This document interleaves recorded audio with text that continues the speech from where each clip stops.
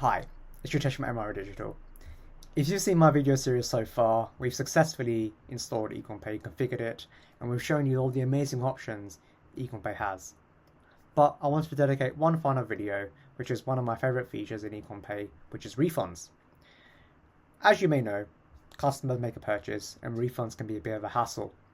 Typically with most systems, you have to go into the payment options on a separate page to process the refund. This is where Ecommpay changes the game. Let's head over to an order. I made an order here. I want to process a refund.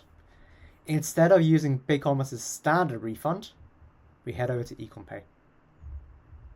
And within a couple of seconds, I can choose the refund amount, give it a reason, and press refund.